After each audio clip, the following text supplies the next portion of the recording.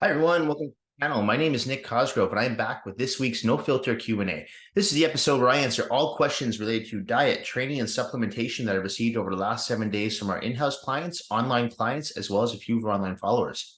Remember, if you have any questions related to your nutritional plan, workout program, supplements you're currently taking, not taking, considering taking, please feel free to email me those questions at nick@foreverfitperformance.com, or you can DM me your questions on my Instagram at @fitcosgrove_. All right, let's get started with this week's No Filter Q&A with question number 1. Hi, Nick. I'm following one of your chest workouts on the coaching app and was wondering if it's necessary to do both cable flies and dumbbell flies in one chest workout. Don't they work the same area of the chest? They do, right? Dumbbell flies and cable flies, they work your pectoralis minor. But here's the problem when you're training your chest. Your chest is a very small muscle group. What can your chest muscles do? Well, we know they can do presses and we know they can do flies, but that's about it. Okay, so in order to stimulate the muscle bellies in the pectoralis major, which are responsible for your presses, and pectoralis minor, which are responsible for your flies, you have to figure out how to maximize your angles. And that's why this comes down to a game of geometry. Okay, so in the case of, let's just go to presses first, for example, with pectoralis major, I usually recommend most people do at least 3 to 4 different presses in a chest workout. Why? Because you can hit different angles. You can start off with a low incline barbell chest press, move on to a flat barbell chest press, move on to a high incline dumbbell chest press. Those are 3 great pressing movements right there. If you want to add one more, you could throw in a flat dumbbell bench press, right? As far as flies are concerned, I usually recommend at least 2 different variations of flies, one being the cable and one being dumbbells. If you're in a gym, of course, that has access to cable machines, some people, they work out at their home gym, they might not have access to a cable machine. In that case, I'll just change up their angles on dumbbell flies. The difference, though, between a cable fly versus a dumbbell fly is the amount of weight that you're putting on the actual muscle belly itself. So, for example, if you're doing cable crossovers, yes, you're simulating pec minor, but you're also using a constant eccentric contraction versus concentric contraction because the weight is loaded differently on a cable versus a free weight. So if you're doing dumbbell flies, you're still working pectoralis minor, but because you're now using free weights, you're using your stabilizers, you're going to get more muscle recruitment in your actual stabilization in pectoralis minor. So it will work that muscle belly a little bit differently. So even though you're still stimulating the same area, you're targeting it differently with different angles and different ways to put weight on the actual muscle belly, one versus the cable versus the free weights. Okay, so this is why I tell people it's important that you don't just do one exercise for a muscle belly and say, oh, that's enough. It usually isn't. You need to focus on how you can hit that muscle belly from different angles, use different forms of resistance, focus on the eccentric contraction versus concentric contraction, throw in some static contractions, and really just try to switch up your angles. Okay, because when you're working with a smaller muscle group like the chest, like I said, there's only so much you can do, a press and a fly. So it's up to you to figure out how can I maximize my chest workouts. And that's why I recommend focusing on switching up your angles, switching up the pieces of equipment you use, dumbbells, cables, even machines every once in a while is fine. But remember what I always say too, machines should come secondary to free weights and cables. Okay, so that's my recommendation. I would recommend you stick with both cable flies and dumbbell flies. If you don't have access to a cable machine in your gym, just focus on some low incline dumbbell flies and throw in some flat dumbbell flies. That should be sufficient.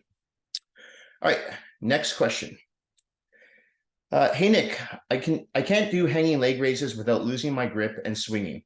Is there an alternative that I can do for this exercise? Absolutely. I mean, there's lots of alternatives you can do for abdominals, right? But here's the thing, hanging leg raises are an excellent exercise. And if you are losing your grip, I don't like doing these shameless plugins, but every once in a while, I can't stress this enough. If you find you're losing your grip in the gym, okay, whether it's doing hanging leg raises, seated rows, lat pull down, bent over barbell row, you need a pair of grabbers. Now, if you don't have to pick up our grabbers, you just need something that's going to allow you to not to focus on your grip. So it can be grabbers, it can be training straps, you can get them from Amazon. But I tell you that if you don't have these, you're making a big mistake, okay? Because what's going to happen is you're going to take tension off the muscle bellies and you're going to put tension on your forearm extensors. A lot of people will say, well, I want to strengthen my grip. And my first question to them is why? What do you need to strengthen your grip for? For what reason? So it's important to focus on trying to stimulate the actual muscle bellies you're working. Now, obviously, in the case of a hanging leg raises, well, you're not stimulating anything but your abdominal muscles. But if you're losing your grip constantly, you can't focus on your transverse and your rectus abdominals. So therefore, you're taking tension off that muscle belly.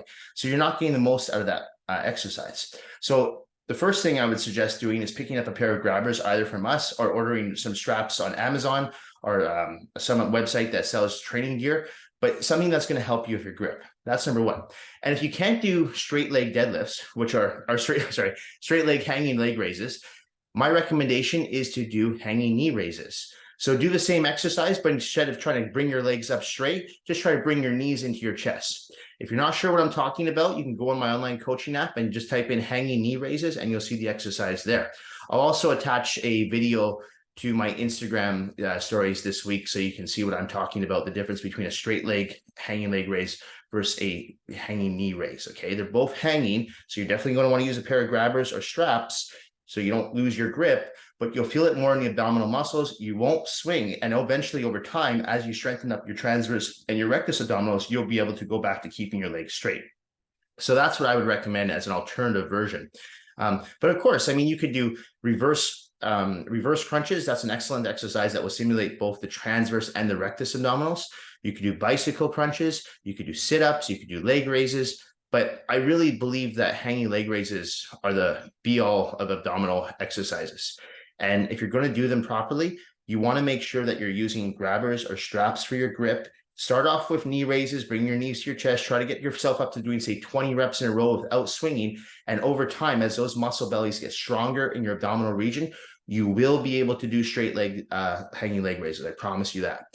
I'm going to attach 2 videos to my Instagram stories this week so you know exactly what I'm talking about. And if you're not sure how to do these exercises correctly, head over to the App Store, download my coaching app. I have a tutorial video for each one. All right. Next question. Nick, where do you get the majority of your clients from? Facebook or Instagram? Neither.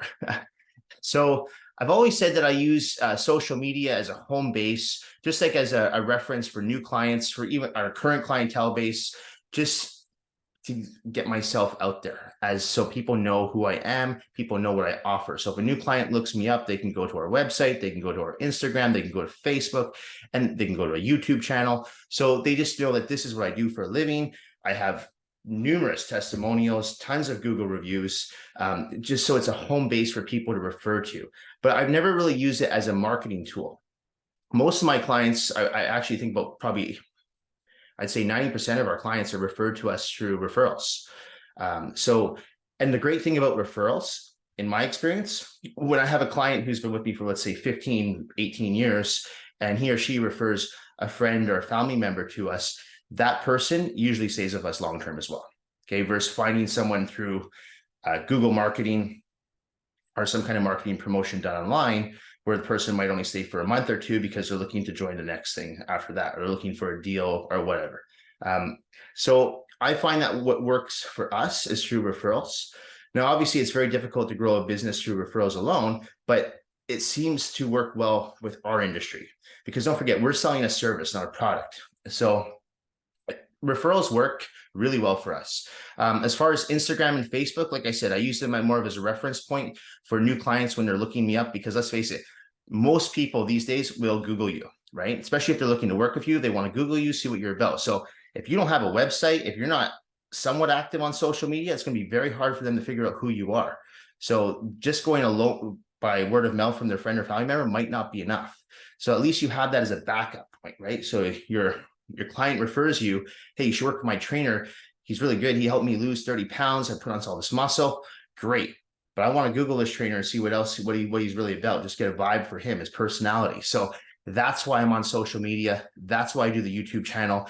That's why I'm always doing Instagram stories, putting up Instagram posts for that reason. But it's not really to market myself to in hopes to get new clients. I mean, if it does, great. But I would say that only works 10% of the time.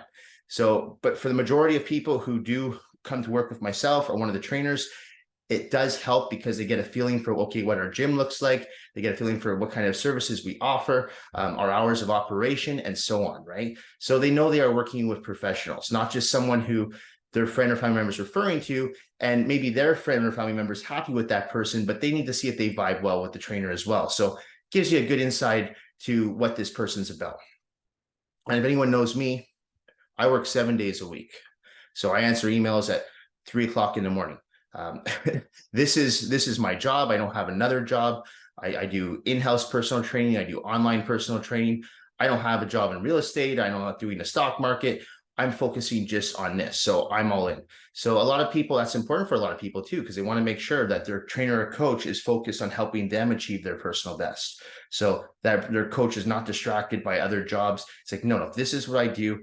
I educate myself. I constantly keep myself updated on what's going on in the industry so I can stay relevant. Okay. Because as I get older, a lot of people say, oh, you're no longer relevant because you're getting older. And it's like, that's not true. As long as you're staying up to date on what's going on in the industry that you work in, you'll always remain relevant. All right. Next question. Hi, Nick. Do you think a personal trainer would benefit from having a degree in kinesiology? I'm considering going back to school so I can expand my training services. I don't think it can hurt. I mean, if you have your degree in kinesiology, you could also become a physiotherapist. But, this is the one thing I noticed over the past 15 years since work. I mean, I started working in this industry 2 decades ago, but it wasn't until about 15 years ago that I was actually working alongside trainers who had their degree in kinesiology. And, they were doing some physiotherapy on the side as well. But the problem with a lot of these trainers, not all these trainers, but a lot of these trainers, is they had a hard time sustaining their business model. Okay. And the reason is because they had a degree in kinesiology, but they were not giving their clients what their clients wanted. What their clients wanted was a workout. They didn't want to come in and do some, walking band side shuffles. They didn't want to be on a massage table with a massage gun for half an hour while their trainer focuses on, getting through the fascia muscles and helping them get some mobility and stability. Most people who hire a personal trainer want to work out. So the problem is, if you're doing physiotherapy exercises with someone who wants to lose 50 pounds, that's not going to help them lose the 50 pounds. It might help them increase mobility and flexibility, but if that's not what their goal is, they're not going to stay with you, because they're going to see after 3 months, well, yeah, I've got great flexibility, I've got better mobility, but I haven't lost a pound. So that business model is not sustainable. So that's why it's important to ask your clients, what is your goal? Every single person that comes to work with our company, my first question, what is your goal? We zone in on that goal. So if someone says to me, Nick, yeah, I want to lose 50 pounds. I'm like, okay, that is your goal. So we're going to focus that on that primary goal. It's okay to have other goals, short-term and long-term goals, but that's your primary goal. That's what we're going to focus on. So we're going to customize a workout that's tailored specifically for you. So me putting the client who wants to lose 50 pounds on a massage table using a massage gun on them for half an hour, well, now they only have half an hour left in the workout. How the hell am I going to get them down to their weight loss goal with only 30-minute workouts every, 3 or 4 times a week I see them? It's not going to happen. I need to bust that person's ass as hard as I can. I need to make sure that their diet's dialed in. I need to make sure that their training program's dialed in. Okay, if someone says to me, I want to get ready for a bodybuilding show, same thing. I can't have them doing rehabilitation exercises for 45 minutes of a 60-minute workout. They need to be lifting heavy weights with high volume and very low rest periods. That's the only way we're going to build muscle. So can you help? I don't think it can hurt, but at the same time, you have to make sure that you're listening to your clients and listen to what they want, because all these trainers that I worked with over the years, they had a very hard time maintaining a clientele base. So they had to go and work for a gym, right? And even though they had their kinesiology degrees, they were not keeping a clientele base because they were not listening to what their clients wanted. Now, if you're a kinesiologist and you're into physiotherapy and you're working with people who are recovering from injuries, say a car accident or something, absolutely. Great. That's who you're working with. That's your clientele base. That those people are coming with you to help improve mobility, flexibility. Maybe they need to learn to walk again, whatever it is, that's fine. But if you're working with people who are coming to work with you because they want to change their aesthetics, improve their health and fitness, you better damn well listen to them, or else they'll be out the door in 2-3 months. So that's what's important. Okay. Focus on what you want to become a professional in, what service that you're going to become a specialist in, and then go with that. Okay. It's like if someone says to me, I want to learn how to do CrossFit, I don't take them on as a client. I don't know a thing about CrossFit, so I wouldn't teach that person. But I know trainers that teach CrossFit, so I refer out. Okay. So you have to stay in your lane. You have to know what you specialize in as a professional. And as far as degrees are concerned, like I said, it can't hurt. But again, you have to focus on what your clients want and listen to what your clients' goals are. Okay. Hey, Nick, could you please explain what static contractions do, and do you recommend to use them on all exercises? Okay, so static contractions, for those people that don't know, are when you're holding a movement in an exercise, whether that be an eccentric contraction or a concentric contraction, so down phase or up phase of a movement for a period of time. So usually what I usually recommend people do is hold a static contraction for anywhere from 2 to 5 seconds, okay, depending on the exercise. So do I recommend them on every single exercise? Absolutely not. No, I don't recommend anyone do a static contraction on a barbell back squat. So what I do recommend, though, is people do static contractions every once in a while on certain exercises. So let's say you're doing what we call a burnout set, and it's the last set of a tricep rope extension, right? So burning them out. What I might have a client do is do 5 regular dynamic reps, and then I'll have them do 5 static contractions where they're holding on the eccentric phase, the down phase of the movement, for a 1, 2, 3 count. And what that will do is it'll build more endurance in the muscle belly.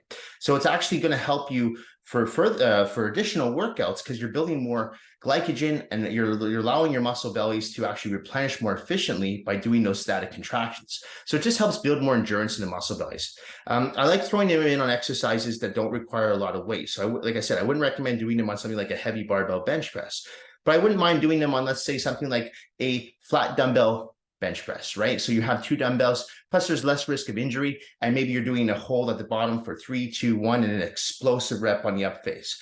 I would recommend that if you are going to do static contractions, just do them on like maybe 1 or 2 exercises every second or third workout. They don't have to be done on every workout, but they do work well, especially if you hit a plateau, because as I said, it's going to help build up endurance in the muscle belly. Okay, it's going to allow you to replenish glycogen more efficiently, and this overall, it's going to make you recover more quickly throughout your workouts. So they are beneficial to do. I would focus on doing them on exercises that don't require too much weight, and don't do them every workout. Do them every second or third, like say chest workout or back workout. And yeah, I would throw them in towards the tail end of a workout or in the last set of an exercise, okay? But don't throw them in at the very beginning, because you really want to warm up your muscle bellies properly. All right, okay. Hi, Nick. Why do you recommend high volume workouts with moderate intensity versus low volume workouts with high intensity? The latter seems to work well for both Ronnie Coleman and Dorian Yates, so how can you say it doesn't work? So I've never said that high intensity, low volume training doesn't work. But here's the problem. If you want to last in this sport, it doesn't work. Because those 2 bodybuilders that you just mentioned, Ronnie Coleman and Dorian Yates, at the top of their game, what did they last? 10 years? That's it. Ronnie Coleman can barely walk now. Dorian Yates had to retire early because of an injury, multiple injuries. So did it work? Well, it helped them win, in Ronnie's case, 8 Mr. Olympias, in Dorian's case, 6 Mr. Olympias. But one could argue that if they switched their training over to high volume, moderate intensity, they still would have developed those great looking physiques and would have lasted longer in the game. Because when you focus on doing high volume, moderate intensity workouts, you're helping prolong your training life, less pressure on your joints, right? So there's less risk of injury. So if you look at someone like, say, a Dexter Jackson, Dexter Jackson, if you, those that don't know, professional bodybuilder that lasted until he was 50 years old in the sport. He retired on his own terms, injury-free. He was a huge advocate of high volume, moderate intensity training. Okay, so if you want to last 10 years like Dorian and Ronnie, by all means, go for the low volume, high intensity workouts. But if you want to last longer in the game and come out of the game injury-free, like someone like a Dexter Jackson, I would advocate doing the high volume, moderate intensity workouts. Okay. I'm getting close to my 40s now. I have never suffered from a serious injury in the gym, and it's because I've always believed in practicing high volume, moderate intensity. So it's not that low volume, high intensity doesn't work, because it does work, and it does work for a lot of people. But for most people, they can't sustain that type of training forever, because you will get injured. When you're lifting super heavy weights, like you're doing a barbell back squat with like 800 pounds for 5 reps, you can't tell me you're doing that in, week out. That's not going to put some pressure on your patella and your meniscus, right? So to me, it just seems to be smarter and a more intelligent way to approach your workouts by, don't squat 800 pounds, maybe squat 315 for 10, 12 reps.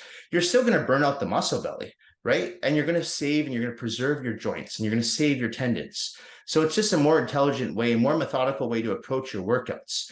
So like I said, if you train however you want to train, but I've yet to meet anyone who's practiced a high intensity, low volume type training protocol that's been able to remain injury free, especially as they get into their 30s and 40s. I mean, you might be able to get away with that shit when you're in your 20s, but once you get into your 30s and you have more mileage on your body, you start to see the injuries start to pile up. So it's not worth it. So in my opinion, if you want to last in this game, keep your workouts at high volume, moderate intensity, keep your reps double digits, keep your rest periods to 45 seconds to a minute max between sets, throw in those triple drop sets, throw in some supersets, get some circuit training in there. You're going to get the same effects as far as muscle growth, muscle stimulation and muscle growth without the risk of injury.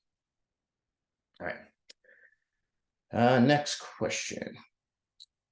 Hi, Nick. My friend tells me that machines are actually better to use instead of free weights as they help protect the joints and isolate the muscles more effectively. Would you agree with this statement? No. I've always been a huge advocate of free weights over machines. Machines have their place, but as I mentioned in one of the first questions, they always come secondary to free weights. Why? Well, free weights, as I mentioned in that first question with the chest workouts, free weights allow you to work your stabilizers, right?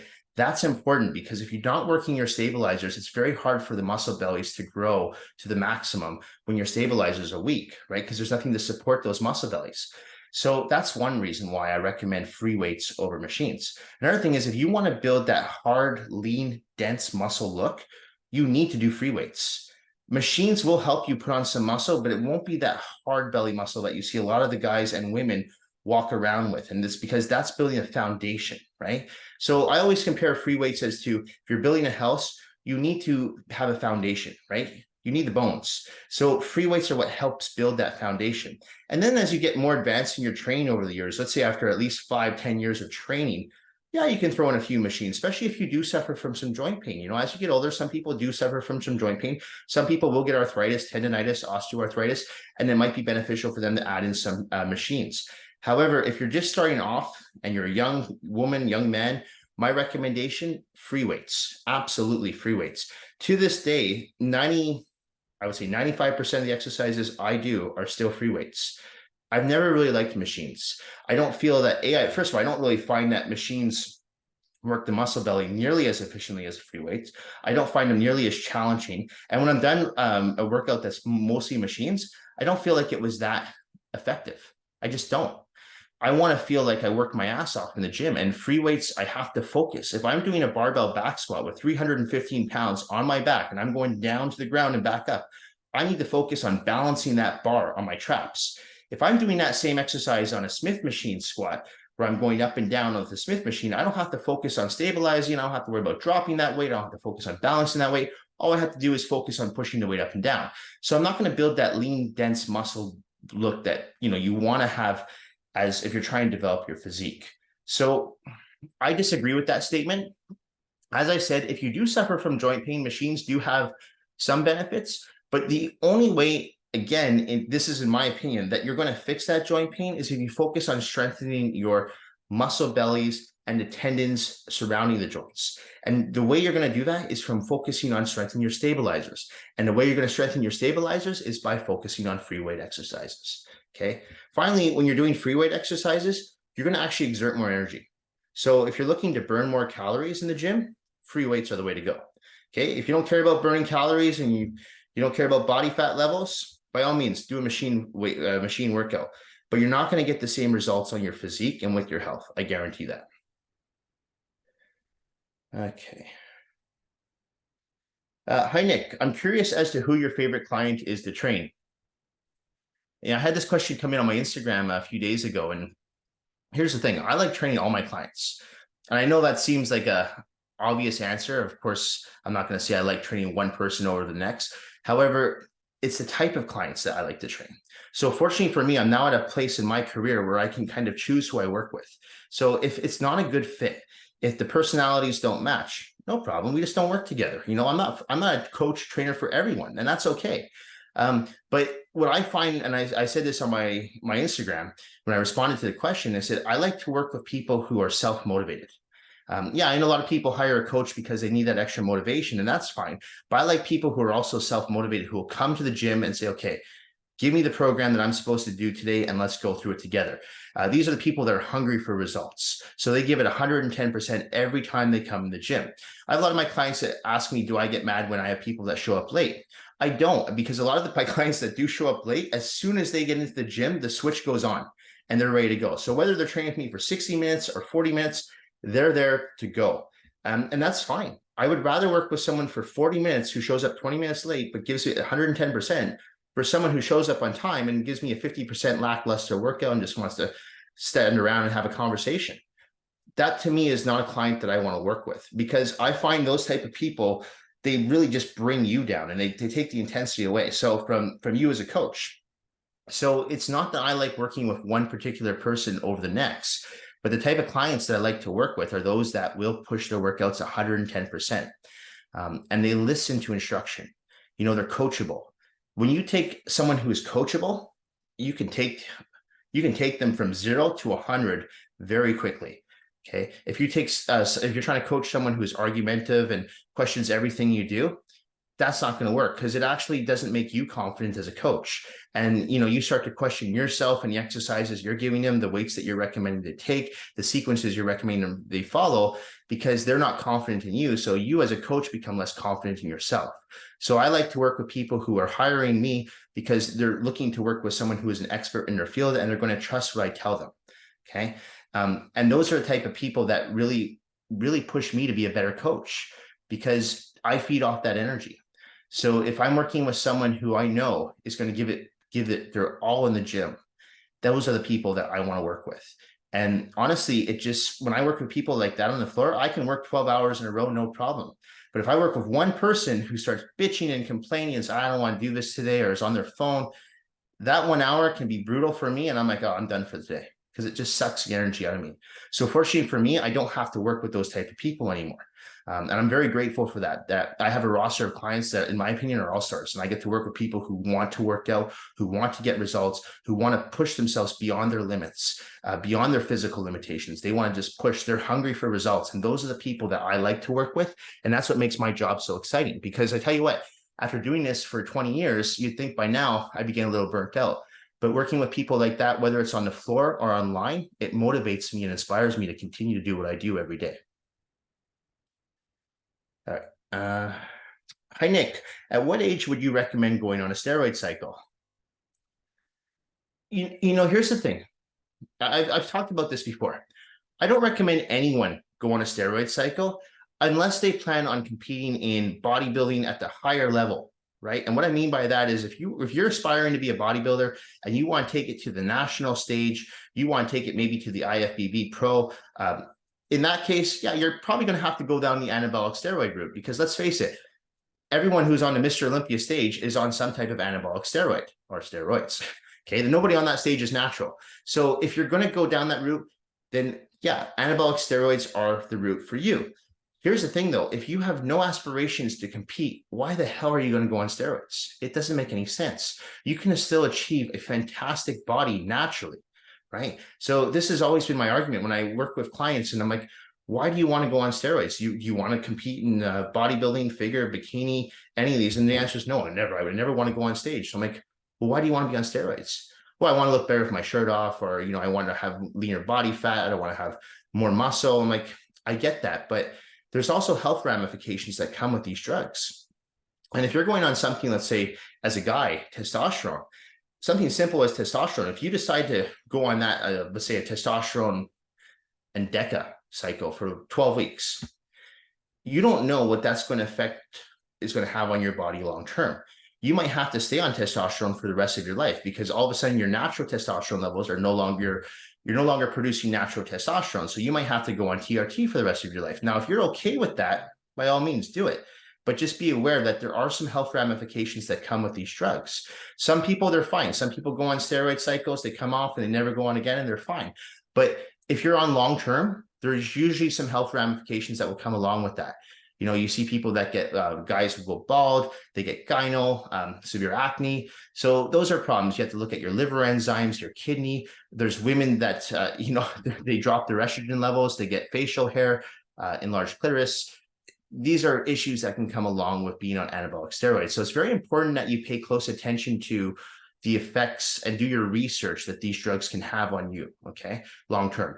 But I don't advise anyone to go on steroids unless they plan on taking a competitive route down to, let's say, that the national level or professional level. And in that case, you should be working with someone who can guide you.